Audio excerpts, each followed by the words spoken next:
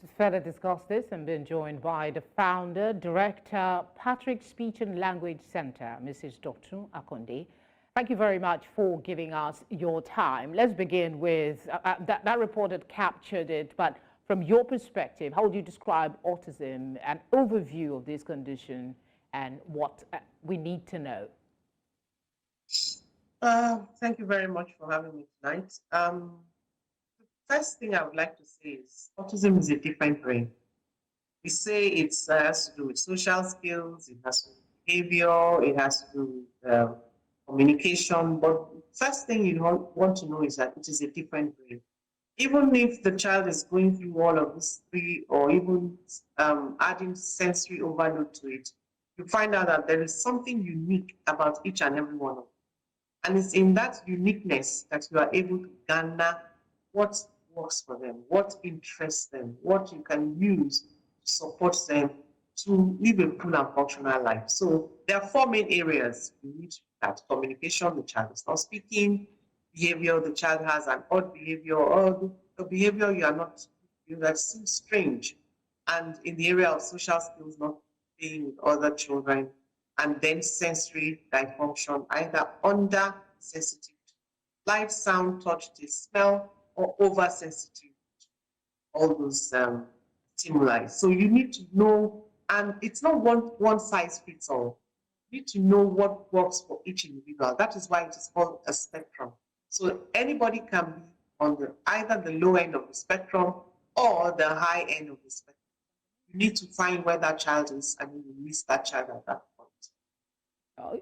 You manage a facility that helps these children and even adults. I've been fortunate to visit your facility. What are some of the challenges that you face in managing individuals on the autism spectrum, and how have you been able to manage them, and what are the lessons you've learned that you think the society could benefit from?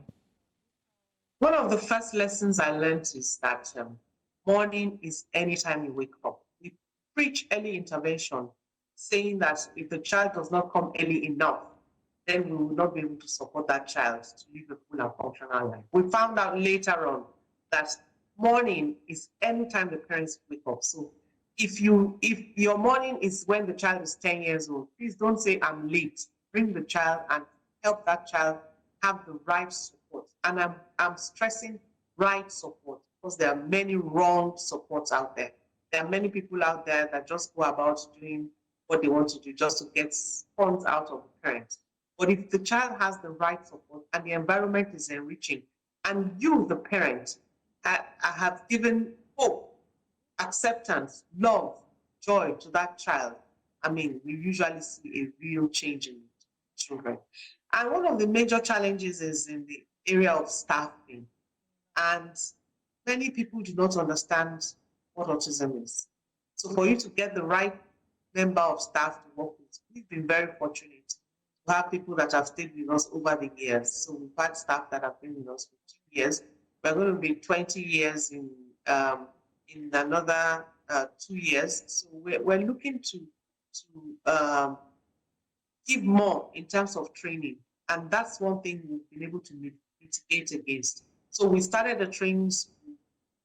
We partnered with other specialists, a speech and language therapist, a medical doctor, a behavior specialist, an occupational therapist, and we came together to give the therapists the right training that's needed for our children to be able to, overcome some of the challenges that they face as individuals living with autism. You It's not talked a walk in the park.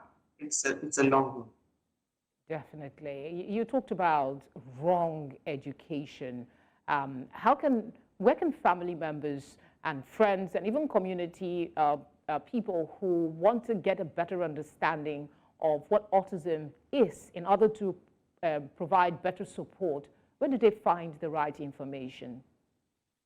Well, information is everywhere now. At least we know now that we have internet, which is very, very close to us now. I mean, data is now king. You can use your phone to do what autism is. So the information is right there, out there. But to get the right therapist, the parents need to be intentional about who is coming to their home, the kind of school their children is going to, or their child is going to, and the kind of person that is going to interact with that child. So they need to ask the person coming in to support their child in the home environment to give them some form of recommendation from parents that they have worked with, and maybe present a certificate. Because for us, our course is a 3 month program. And at the end of the day, we give a certificate. And that certificate is only eligible for 2 years. It's renewable every 2 years. If you do not renew it, your face will not go on our website. So for example, you can go to our website and search for those that we have trained and call them up and interview them and then let them work with your child. At least you have that comfort that at least this person has gone a certain amount of training, not somebody that just jumped out of school and needed a job and just jumped into your home. So these are things that parents can mitigate against. They can look at, they can ask the therapist to give them recommendation from other parents that they've seen before. They can call us to say, oh, we are seeing your certificate being held by this person. Is this person truly, one of your students? The person passed through you, and as the person renewed, because before you renew, you have to take you through some form of continuous professional development. Go through training every 3 months, bring somebody to, train and retrain. Because we know that nobody knows what the cause of autism is. We're all struggling to understand it, and each individual is unique. All right. I'm afraid we'll have to leave it there for now. Thank you very much for speaking with us. We appreciate your time. Thank you.